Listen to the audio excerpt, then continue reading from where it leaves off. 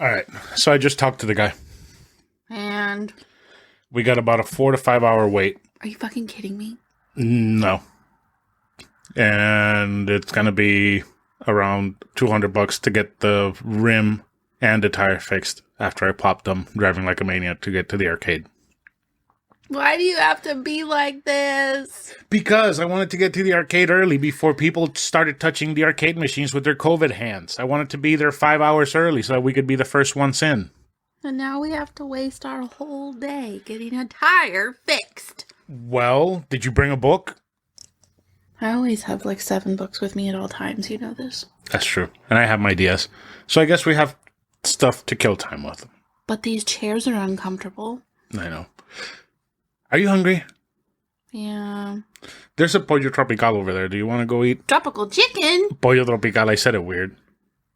That's why I say tropical chicken, because you made me think that I said it weird. You do. You want to go eat over there? I guess. In the meantime, a cute doodle and a space fox enjoy Cuban sandwiches.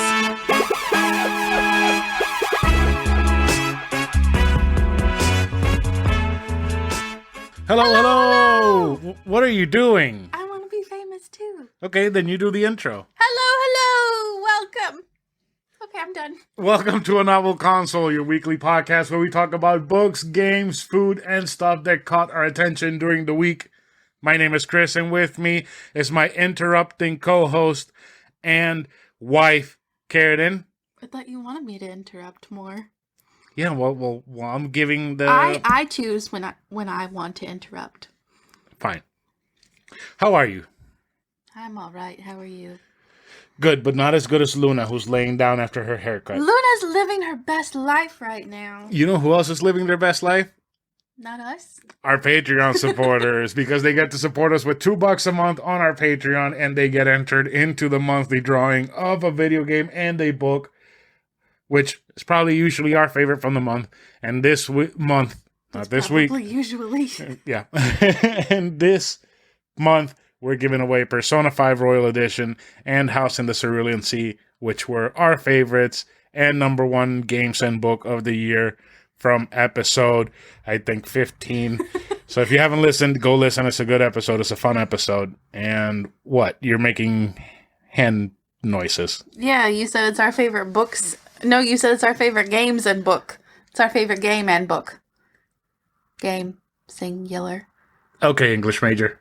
There's a difference. Okay, English major. Anywho. You want to tell me about those polls you've been running?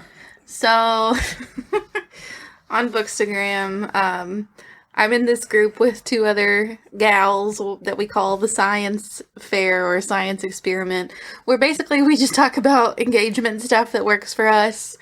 We started this group when we left certain engagement groups, and we were, just like discussing our findings. Well, we were talking this past week, or 2 weeks ago, about how to get our story views up, because story views are abysmal unless you, go to crazy lengths. I mean, I have more than 9,000 followers, and on an average story, I only get 75 to 100 views.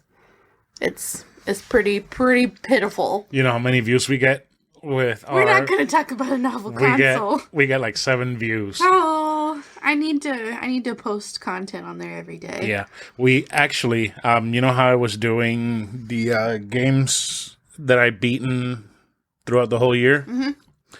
Last week, we beat all those 3 Metal Slug games. Mm-hmm. And I didn't post any of that. And this week, the game that I beat for this week, I need to make a separate post Saturday saying, hey, I beat this game, but I don't want it to eclipse our Friday post. Well, our today post, tomorrow post from the day we're recording of the episode coming out. That's a hot mess. So I don't know if we should just blaze through the other 4 Metal Slug games and just post fun. Anthology, the whole thing, or just maybe we could divide them one a day.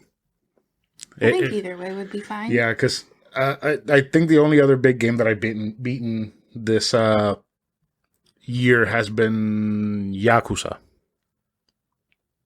Yeah. Oh yeah, because it hasn't even been a month yet. Yeah. Like what? I'm very slow on beating games this year. Jesus. I have already read almost 10 books, I think. Why haven't you posted them? Because I don't know. You should. You didn't let me finish what I was saying. Go ahead. So I started doing polls in my stories because if you use the special features that Instagram offers, then they're like more likely to show your story to more people or like, bump you up to the top of the queue when people go to watch stories. So I started making these polls, bookish film polls. I voted on a few of them. You did.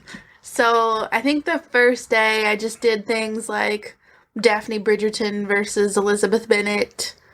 I've done things like Feely versus Keeley, but man, people have gotten really mad at me the last couple days.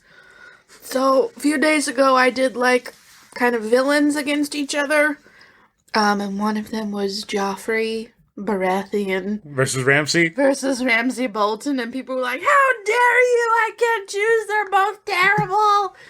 And yesterday I did Gilmore Girls polls, and a lot of people were really mad at me for having to choose between Lorelai and Rory, but freaking Lorelai won by a landslide. Normally when people get mad at me like that, it's like a 50-50 down the middle. Joffrey and Ramsay were pretty close. No, Lorelai won by like 76%. I saw that today. People really hate Rory. I voted for Lorelai. Really? Yeah. You think she's prettier? Yeah. Yeah. Yeah, Rory is kind of a stick in the mud. Rory she became a person that none of us liked in the A Year in the Life series that Netflix did a couple years ago. Yeah, she fucked up. So, bringing it back to Metal Slug. Oh, God, you weren't done either. I wasn't done because turns out we're not done with Metal Slug after we finish Anthology. There's more? There's Metal Slug 7 on the DS, which I have one on watch right now on eBay that I'm thinking about buying pretty soon. Can we play it on our separate DSs again or with each other? I think so. I think we can play it with one cartridge. That would be really fun. We love playing DS on the balcony when it's nice and cool outside, aka now. And there's Metal Slug Advanced, which I've never played. And I found out last night while I was going through the sales that they have on the PlayStation, I found that there's a Metal Slug Double X. That sounds dirty. It does, but it's just Metal Slug. There's no nudity.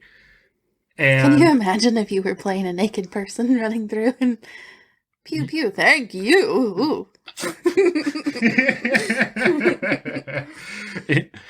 That actually reminds me, there is a section of Metal Gear when you're naked, running around holding your junk. Really? Yeah, but you Snake? can't. No, Raiden. Oh. Yeah. Snake holding his snake. I couldn't help it. I'm sorry. That was pretty good. So this game is on sale. It's like $5.99 on sale right now. I think it runs until the 19th of February, if I'm not mistaken. For, again, $5.99 on PlayStation 4. And I think I'm going to buy it pretty soon because, $5 for a game. And $6. Whatever.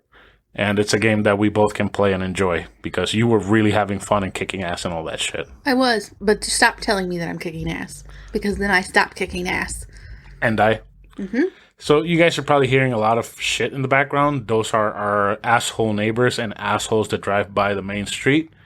So you're probably going to hear motorcycles and cars revving their engines or loud music. And AKA tiny dicks. Jesus, they are the worst. They're rampant right now. It's like a parade. Yeah, it's like, who can be the tiniest dick and ruin the podcast with their tiniest dick? So, anyways, are you ready for book talk? I am. And I have no transition, so I guess this is book talk.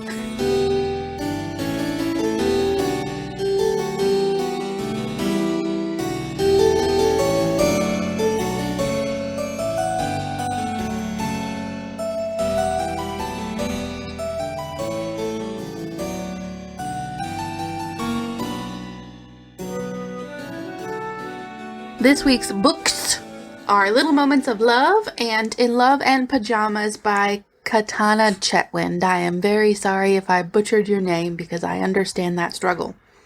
They were both published by Andrews McMeel Publishing. Little Moments on June 19th, 2018, and In Love and Pajamas will publish pretty soon after this goes live on Tuesday, February 2nd, 2021.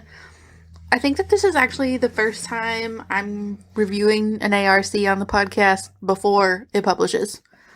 Because I've reviewed ARCs that I've gotten before, but after they published, because I was really, really bad about staying on top of them last year. What's an ARC? It's an advanced reader's copy. AKA, publisher says, here's free book, please review. We won't pay you, though. Before pup date.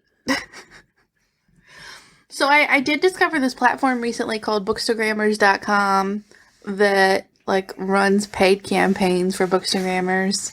I'm interested to see where that goes. Maybe I could make a little bit of side dough from the gram. Maybe. Anywho. Hey, we didn't win the Mega Millions, so we can't live out our dreams. I'm so sad. Yeah, me too. Luna's pretty sad too. Look at her. She's sleeping facing the couch. Luna was looking forward to being an almost billionaire dog. Mm-hmm. All the pepperoni she could eat. Pepperoni? Oh, there she goes. Well, that being said about advanced reader copies. And pepperonis. Reader's copies. What? What? And pepperonis. Stop saying the word. She's going to be triggered. So, I was thrilled when I found out that I was approved for the ARC of In Love and Pajamas. This one is pretty special to me because Chris is actually the one who discovered Katana comics and started sharing them with me on Facebook pretty early on in our relationship. I actually started following the page because Mariela kept sharing them. Really? Yeah.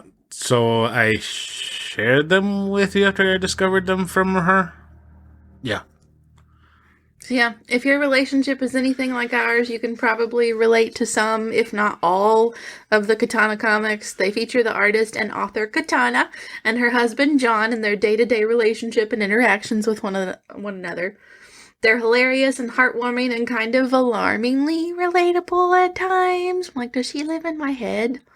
I mean, she does have long hair. You have long hair, and he is tall and bearded, and I am tall and bearded. But they do the same things that we do. You know which one's really funny that I liked a lot? What? The one where they're just standing there looking at their dog on the pillow and saying it's so cute. It's like us with Luna just looking at her. Really, look at her. You're so cute. Mm-hmm. Oh, you're so cute. Look at you.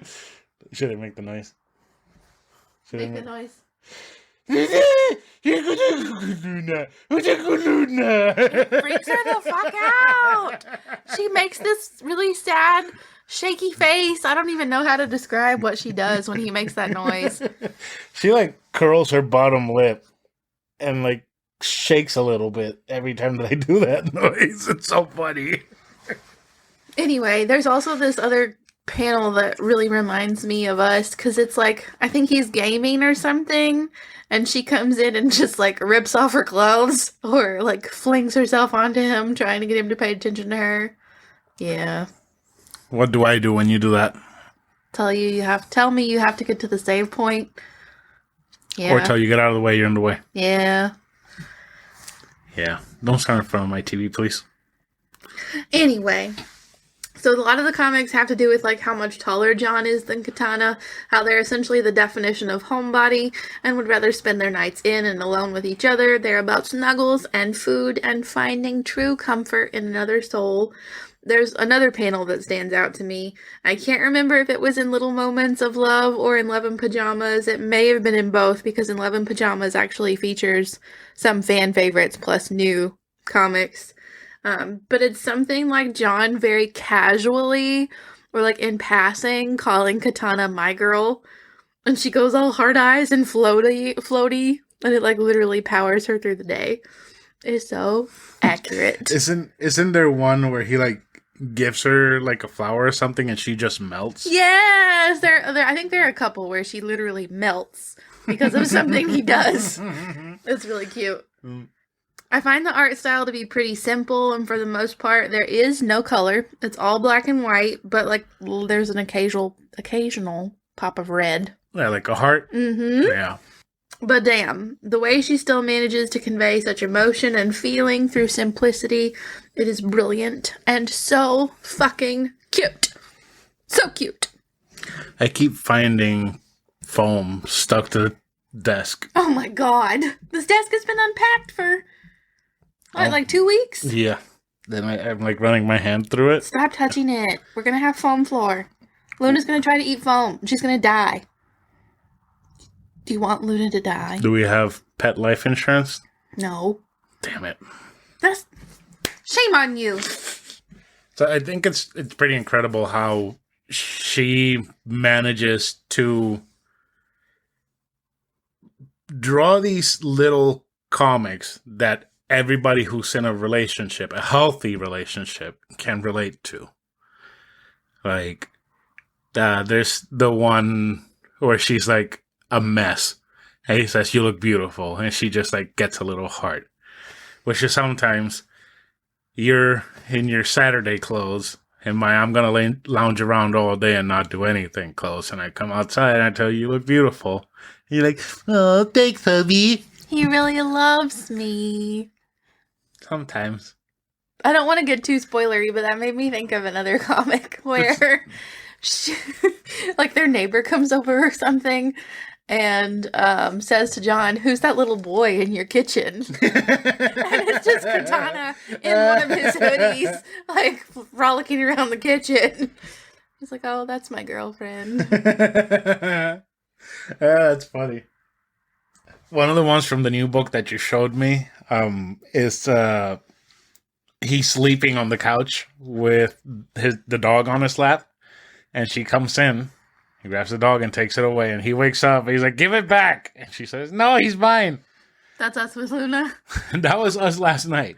I was petting Luna. I wanted her. And you took her away. I did. She's Luna. my baby. Luna. Luna! Do you want some beer, Luna? She doesn't like beer. No. Sometimes she does. Wait, have you given her beer? No. Oh, God. I wish I would. I did give her pretzels. I've given her cracked pretzels. Those are the ones I gave her. Really? When Yeah. did you give her cracked pretzels? Every time I go get some crack, I give her one pretzel. I gave her cracked pretzels last night. Uh-oh. Luna, how many cracked pretzels have you eaten? No wonder her eyes are bugging out. She's filled with crack. There's another one from Little Moments of Love, so the one that published back in 2018, where Katana is in bed and is like, "Nothing can get me out of this bed." And then John comes and gives her a kiss and tells her he loves her. Oh, shut up. I've been around you Puerto Ricans too much. And then she's like, "Okay, now I can conquer the whole day." That's like you every morning when I go Uber. I give you a kiss and I'm like, "Goodbye." And you're like, But I literally have no recollection of that happening later. Oops. And then you text me, "Did you say goodbye this morning?" I was like, "Yeah, I did." Oops. It's like that one time that you just start going for no reason in your sleep. Oops. Now, there's a particular one that on the first book that I saw that is he's wearing a jacket and she like climbs into it. You know who else does that when she's cold? Carradine. Not me. Definitely Carradine. So I have to tell you, get away from me, you're cold. Like, what are you doing? Stop touching me. But you're warm. I don't care. You're it's my warmth. Furnace. It's my warmth. No, you have to share everything with me. You need to go away. It's my warmth. I only share it with Luna because she's tiny and skinny. You say you don't share it with me because I'm big and fat? No, because... That's exactly what you just said. Because every time I go like... she starts shaking. That's why. She just had a hiccup. Okay, anyway. The other day she had really bad hiccups. I don't think I was here for that. No. Mm-mm.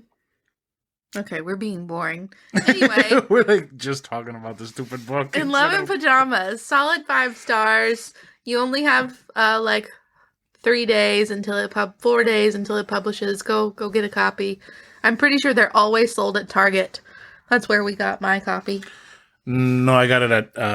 No, we got it at Target. Are you sure? I am positive.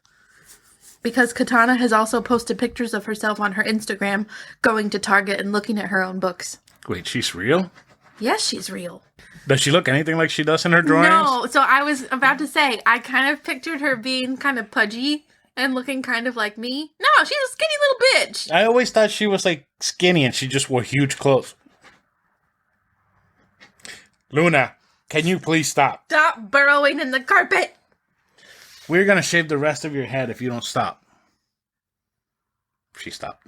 Anyway, no, I pictured her as kind of chubby like me, and she's not. Neither is he, for that matter. I don't personally think he looks anything like his drawing, but that's neither here nor there. They're still cute. It doesn't matter. So 5 stars for each one? Yes. Yeah? Yes. Okay. All right. Anything else you want to say before we continue? Go read them. If you are in a sad relationship, you'll want to find the better relationship. So if you're in a sad relationship, when you see that comic, if your relationship's nothing like that, get out of it, please. Yes, you deserve happiness like Katana and John and Chris and Carradine. Who the hell is Chris? My space boyfriend. Speaking of space boyfriends. Pedro Pascal. No. Star Fox. Yes. Let's go into games and stuff.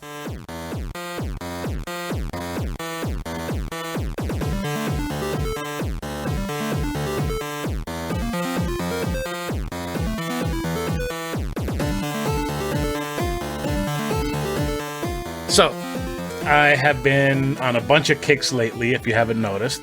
I think this whole lack of sleep has me on a bunch of kicks. I'm on the Find the Perfect Chicken kick. Find the Perfect Cuban kick. Barbecue kicks. Find the Perfect Cuban. Cuban sandwich, not a Cuban person. My white, my southern white isn't good enough for you. I just want to find the perfect Cuban. He's like a Puerto Rican, but from another island. You met him. You met him a couple months ago at Disney Springs. His name is also Chris. Oh, he was pretty cool. Yeah. He was a pretty cool dude. He was really short. So, and I've also been on a Metal Slug and a Star Fox kick. Mm-hmm. I've been playing a lot of Star Fox. You have played Star Fox like every night, from what I can tell. I'm watching Frasier, and I can hear Star Fox. Do a barrel roll! That's my interpretation of the sound.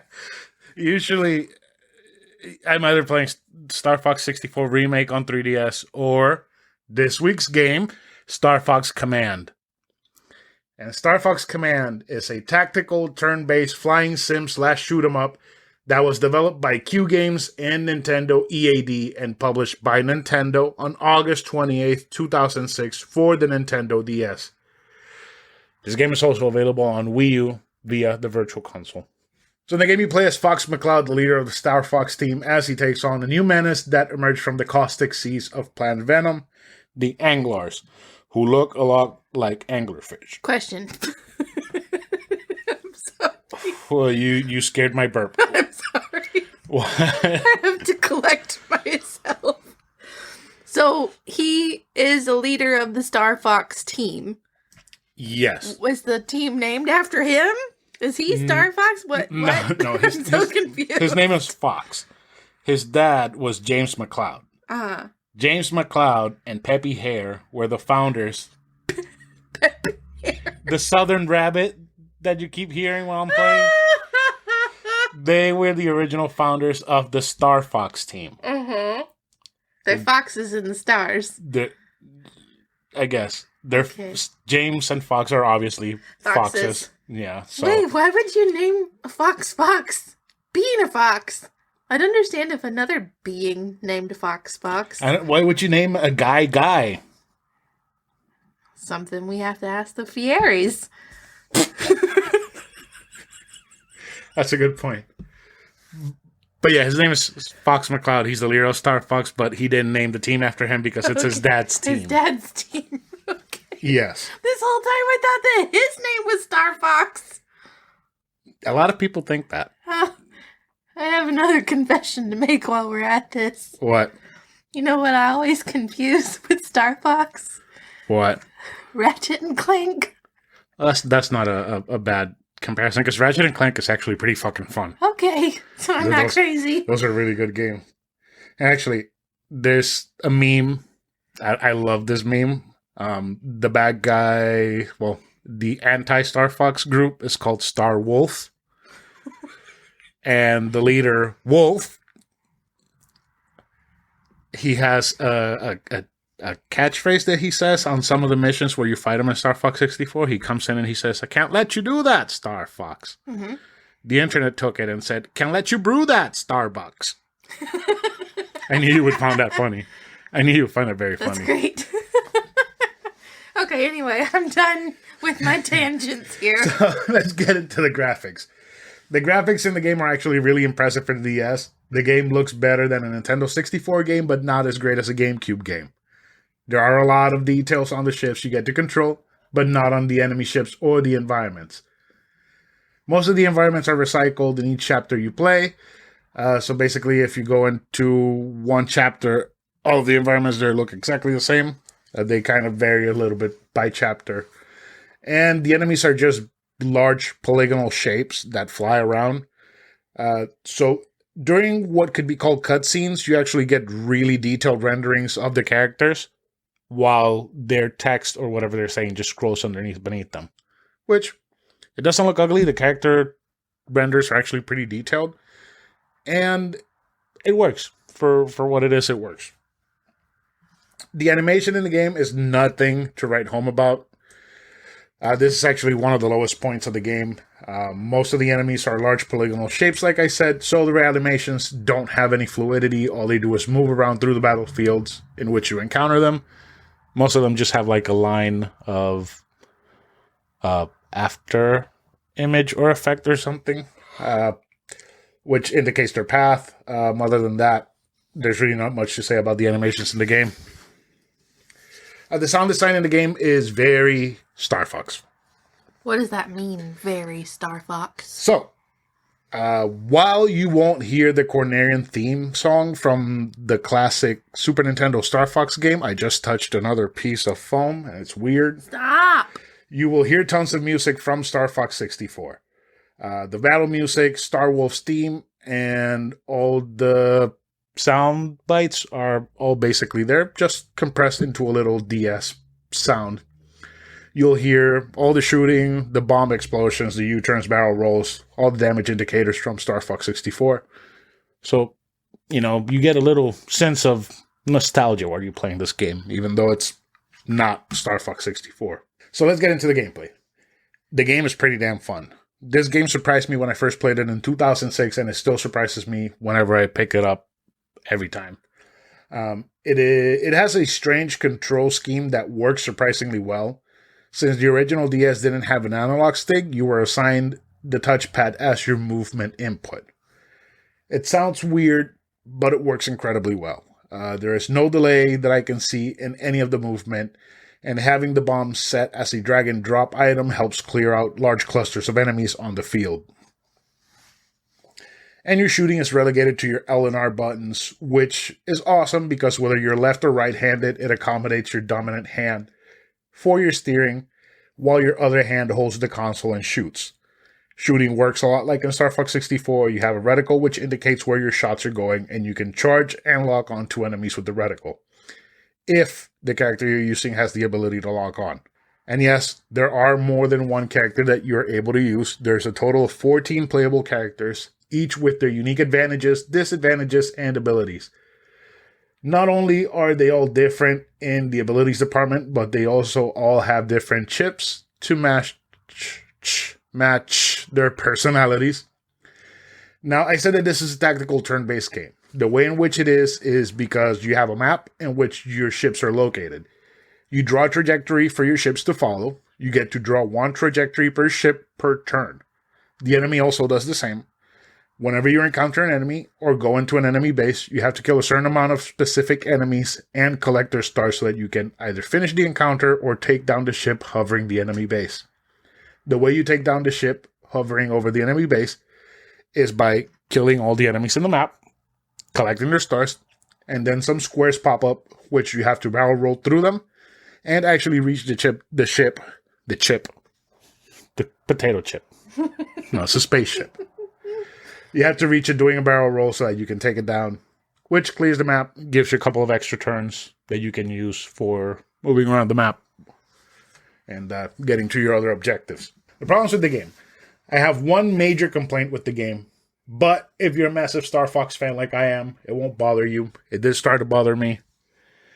What is it? The game, after the second playthrough, is obscenely repetitive. Then why the hell did you keep playing it every fucking night for like 2 weeks? I'm going to get to that. You basically do everything I described over and over again until you see a game over screen. But the difference is that after your first playthrough, I am chewing on my words. After your first playthrough, the option to unlock different paths appear. Each path has about 7 to 9 missions, each with up to 3 different paths to choose after beating each mission, and there's a total of 9 different endings. That is why I kept playing it over and over again. So it's repetitive, but you get something different out of it, potentially. Yes. So this is actually also the way, and you can see and get to use the other characters available to use from the 14. There are some paths in which eventually you lose Fox entirely, and you finish the game with completely different characters without anybody from the Star Fox team, which is pretty cool. I mean, you get to have Wolf and beat the game as Wolf, piloting his Wolfen, which ever since Star Fox 64, I've always wanted to fly that fucking ship, and they never gave me the option to, and now I could, and it lived my childhood dream, and it made me happy. But there's another problem, which is during your turn-based parts, the enemy ships are coming towards the Great Fox to destroy it, so you can either intercept them or collect missiles in the map to shoot them down. If you shoot them down, cool. You don't have to fight them. You collect their stars anyways. But sometimes the bases send out a missile, which you have to destroy with your ship. With your chip? With your chocolate chip. You can't shoot it down with a missile. That annoys the shit out of me. The praises for the game. This game is perfect for short bursts. It's a great time killer. It kills about an hour or two every time you go through a playthrough. So it's perfect for short burst gaming. You know, you jump in, do a mission, continue later if you want. It's for carrot gaming. Yes. The game is visually impressive at times, and for Star Fox fans, it delivers those large hits of nostalgia-filled dopamine that we've been chasing since Star Fox 64. All the nods, callbacks, and Easter eggs from previous Star Fox games always bring a smile to my face because I am obsessed with Star Fox. I always have, and I am so confused on why I'm not a furry. I am really glad you're not a furry because I don't know that we would be together if you were. I know, but I'm so obsessed with Star Fox and not being a furry, it's kind of concerning. You are literally furry. I'm fussy. You're furry. You lost lots of fur. You have more than Luna right now. Overall, this might have been the best Star Fox game released in the past 20 years, but because it was on a smaller console, because it was repetitive, and because it wasn't the classic Star Fox game fans wanted, it is highly slept on. Luckily, it's available on the Wii U for $10, so if you go own a Wii U, please buy the game. It's worth every penny. Also, I think this is one of the cheaper first-party Nintendo games that are available on the DS to buy from people online. I think I got mine for like $25. So, it's well worth the money. Even though it gets repetitive, it's still pretty great. But because of those few shortcomings, this game gets 4 stars. Womp womp. And you know how I said that I am looking for a Cuban? Yes. I think we might have found... You found. I think I might have found a pretty fucking good Cuban. You ready to talk about it? It's not perfect, but it might be as close as we're gonna get. What the fuck? Are you trying to talk like Christopher Walken? No. What the hell? A Cuban sandwich. Let's go into Give Me the Garbage. You don't want to say Give Me the Garbage? Oh. Give me the garbage! Alright, it's Give Me the Garbage.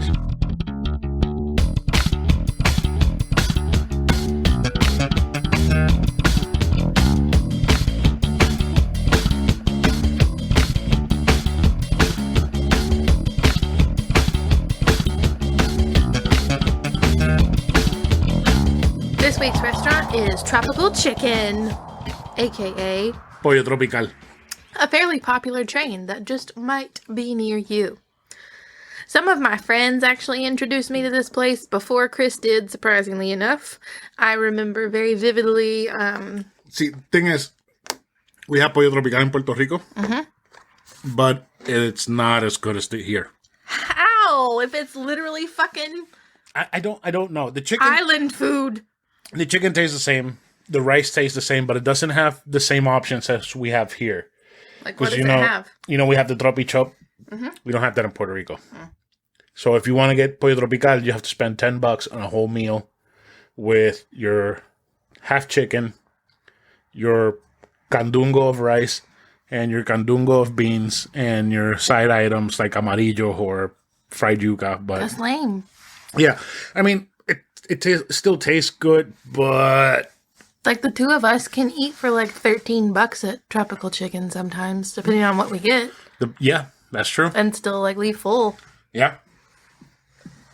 So my friends introduced this to me. It was during the long Disney weekend that I actually really missed, because in one weekend we saw Final Wishes, first Happily Ever After, and we went to a pass holder preview of Pandora. Passholder preview of Pandora. Passholder preview. Say that 5 times fast. Passholder preview Pandora, passholder preview Pandora, passholder preview Pandora, passholder preview Pandora, passholder preview. Okay, stop. So yeah, that was the first time I had Tropical Chicken. This was before we met. Anywho, we, as in the two of us, used to eat there a lot because there was one near our apartment, and I was kind of obsessed with it there for a little while until I spilled some of the cilantro garlic sauce in my car, and it got in the carpet, and I could smell it all the time. And the thought of Tropical Chicken made me gag there for a hot minute. Couple months. You know what we forgot to talk about in the intro? What? The King Kong and Godzilla trailer. We'll talk about that after we talk about the food. We'll end out the episode with that epicness. Because I ate Pollo Tropical with my sister, Iran, and his wife. And me! Did you eat Pollo Tropical before we go in to see the movie? What else would I have done? I don't think you were there. I think you met us there. Did I? Yeah. Oh, yeah, because I met them at the theater. Yeah. But why didn't I eat with y'all? Do you remember? No, you might have been doing something, but Pollo Tropical is important to me and Godzilla. I love Godzilla. I definitely wasn't there. Oops. Continue. Okay, yeah, well then we'll talk about the trailer. Okay, so, yeah, we used to eat there all the time. Spilled the sauce in my car. I couldn't eat there anymore because my car smelled like the sauce. So It fucking smelled bad. so bad. It was like it started to cook a little bit in the heat. Like I thought that I'd gotten all of it out. Oh my god, I'm gonna make him sick. It was, But it wasn't all gone. Oh god. Okay. And then like it's one of those places that if they do it right, it's so good. But when they fuck it up hard. They fuck it up really hard. So like we got this food a month or so ago around Christmas. Yeah. And my Tropi Chop bowl. It was actually Christmas Day that we did with the my day parents. after, yeah. When we went to my aunt's house. Like the day after. Yeah. My bowl was swimming in pig fat. Yeah, It like soaked the bag. It was disgusting. It got so bad that it got into my chicken. And pig fat, when it starts going cold, it smells rancid, like it's rotten. We had to throw the whole thing out. You couldn't eat your food, and I couldn't eat mine because so much pig fat got into it. Exactly. It was awful. So basically, I essentially always get the Tropi Chop. I used to get a sandwich there, but I don't remember if you convinced me to get the Tropi Chop or what. But it's like this bowl that you can build. You have a choice of a base. You have options like white rice, yellow rice, lettuce, stuff like that. I always choose white rice. And then you get to choose your protein. I do not remember what any of those options are except chicken and pork. I always get the pork. Yeah, it's mojo pork or chicken. I usually just get, when I get the Tropi Chop bowl, I get both. Isn't there something else, though? Tofu? Plantains is not a topping, is it? Yeah, it is a topping. Then why the hell have I not been getting plantains? I don't know. Are they sweet plantains? Yes. Oh, that's what I'm going to get next time. Yeah. Okay, anyway. That way I wouldn't be drowned in pig fat. Unless they really fucked up. What you should do is you should start asking for half chicken, half pig, half pork. I should ask for half pork, half plantains. Their pork is really good if they don't give you chunks of fat. That's another thing that I've had an issue with before. They'll just give me fat instead of like actual meat. But their pork is so good. It's fall apart in your mouth. Oh, anyway. Then like you have like the regular toppings. So I always get black beans, tomatoes, grilled onions, and peppers. It's very flavorful unless it's drowning in pig fat, then that's all you can taste. And then you gotta drown that motherfucker in cilantro garlic sauce because it is the bomb.com. That is pretty damn good. It is so good. So I actually had the Cuban sandwich. Like I've been saying for the past, 5 minutes that I'm looking for a Cuban. If you know a Cuban, please let me know. I will go pick him up. Chris. You can't eat him. No. So what brought us to Pollo Tropical when we got that bowl that drowned the whole thing is because I've been looking for that damn perfect chicken. And Pollo Tropical is pretty good, but all the flavor is on the skin. None of the flavor goes into the actual chicken. It's still pretty good, but it's not the chicken I'm looking for. But they do have a pretty good fucking Cuban. The Cuban, for those of you that don't know, it's a ham and pork sandwich, usually pernil, with cheese, usually Swiss, pickles, mustard, and maybe a little bit of mayonnaise. The sandwich that I got, I asked them to put potato sticks in it, because if there's potato sticks, I want all of them in my food, because I fucking love potato sticks. And I have just one complaint about the sandwich. It's the same complaint that I had last week about the social sandwich. It didn't have enough fucking mustard. I want the mustard to help cut through all the fat and the richness. I need that briny acid taste to help me get through. Because every time that I would bite into it, I would get pickles, which were perfect. Pickles were fucking awesome. And they would cut through the fat richness of both the pork and ham and the creaminess of the cheese. But not every bite was filled with pickles. And not every bite did I want to taste pickles. I wanted that mustard, even everything out. It was still a really good fucking sandwich. And when you look at it on the pictures, you're going to want one because it looks really fucking good. You don't like ham. So. No, that's all I could taste was ham. And we also had the cheese stuffed yuca balls. You didn't like them. They were weird. So they're cheese stuffed, but they're not stuffed with like regular cheese that you would find anywhere. They're stuffed with Dominican cheese. So Dominican cheese is really salty, but it's not overbearing. It's creamy and it's present. You bite into anything that has Dominican cheese, you're going to know it's Dominican cheese because that is an unmistakable flavor that tastes like nothing. But it does taste enough like something so that you can see that it's Dominican cheese. I really like Dominican cheese, especially when it's fried. So the yuca balls, they're delicious, soft yet crunchy yuca, stuffed with Dominican cheese. And when you dip them in that cilantro sauce. It was weird. It was so fucking delicious. It was really weird. Your taste buds are damaged. No, they aren't. They're more sophisticated than yours. And Pollo Tropical is a pretty good option for those Latinos that don't really have any Latino places to eat. And it's cheap.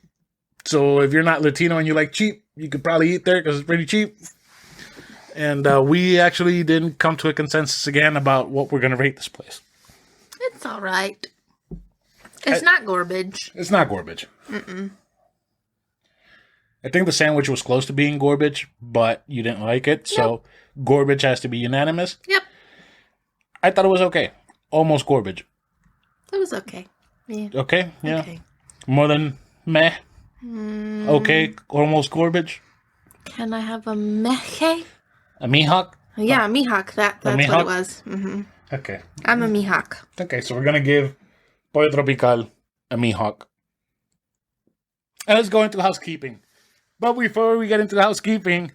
Godzilla versus Kong. Or is it Kong versus Godzilla? Godzilla versus Kong. Godzilla versus Kong. It looks epic. I obviously knew what Kong and Godzilla were before meeting this man, but I had never watched a Godzilla movie before. I saw the Kong made by Peter Jackson because I'm like, ooh, Lord of the Rings does not equate King Kong. I don't know what the hell. I think that was another movie that my dad took us to see that he thought we were going to be into because we liked Lord of the Rings and Star Wars. It's like, oh, another action big monster movie. Woo! So, you know that I don't watch many movies on my own. On my own. Yeah, I guess. Neither one of us really watch. Exactly. We're not really movie people. Mm-mm. I've watched that King Kong movie like 5 or 6 times. The Peter Jackson one? Mm-hmm. Really? Yeah. It scared me. It was so good. I watched it in the movie theaters 3 times. Once. That I paid for 3 What? times. Yeah. Then I watched it on a plane flight. I think it was on one of the flights to Alaska. And then I remember that I watched it with my aunt. I might have watched it another time, but I don't really remember. I love that movie. It was so good. But this Kong looks more like an actual gorilla than that one, right? Yeah. Peter Jackson's Kong is more gorilla than the one in this movie. Okay. You know what's awesome? What? He wrecked the shit out of those 3 T-Rexes. In Skull Island? No. In the Peter Jackson Kong movie. I don't remember. All I remember is him going to New York and being with that lady who looked like Nicole Kidman. Naomi Watts? Oh, yeah, her. And Adrian Brody. Isn't he in that one? Yeah, and I remember Jack the Black. natives, and they were horrifying. And they Jack Black was in the scared movie, shit too. out of me. Yeah, I remember Jack Black now. Didn't he die? No. Somebody dies. Remember, a lot of people died. So, you know the Kong ride in Universal? Mm-hmm. It's based off of that movie. I thought it was based off of Skull Island. It's based off of that Peter Jackson movie. It's not Skull Island like the Kong movie that Then we why watched. is it called Kong Skull Island? Because the island is called Skull Island. Skull Island. Oh, so Kong is still on Skull Island Yes. in the Peter Jackson movie. Yeah, But so that ride, oh. So what I remember, because I was like, holy shit, that's actually really fucking cool. One of the, you know that every single ride you have a different bus driver, and there's somebody different on the screen that gets taken away by the giant bats, right? No. So yeah, there's always somebody different that gets taken away by the giant bats. You know too much about this attraction. It's because I fucking love Kong. Mm-hmm. One of the bus drivers says that he's the nephew of the guy that made the original excursion to Skull Island, which was Jack Black. Oh. Okay, so I thought that now was really the fucking cue cool. makes more sense to me, knowing that it's based off of that Kong, Yes. not the new Kong. That's why it has that giant Okay. vagina worm monster in And the queue. the scary witch doctor lady, not witch doctor, but the scary... Kong! Oh, she's creepy. Kong! Yeah.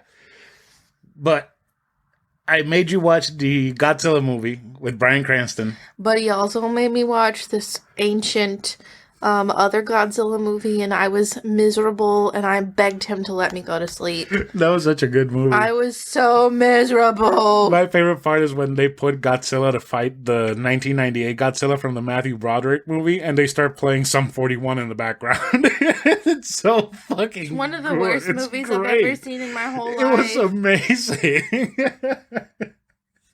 But no, I made you watch the Bryan Cranston Godzilla. That was good. That one was really fucking good, especially the part where they're doing the halo drop with the flares going next to Godzilla. That part was really fucking cool. And I made you watch Kong Skull Island. And then we watched the new one with Mothra in the movie theaters with your cousin, where I did not eat dinner with you beforehand. No, I don't remember why. I don't. You also were like very weird with the movie. Yeah, I don't know if you were uncomfortable. I can't I remember. think you were kind of sick. I do remember, like, not really wanting to be there, but I don't remember why. It was also a weekday and you had just gotten out of work. That's probably a lot to do with it.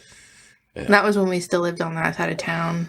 I was always cranky, having to drive like an hour to and from work. Yeah. Yeah.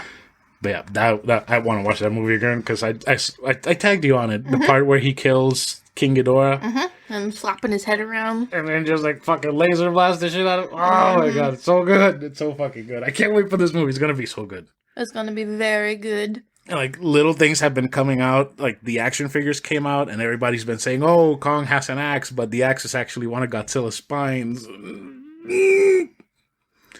When he punches Godzilla in the face. Ooh.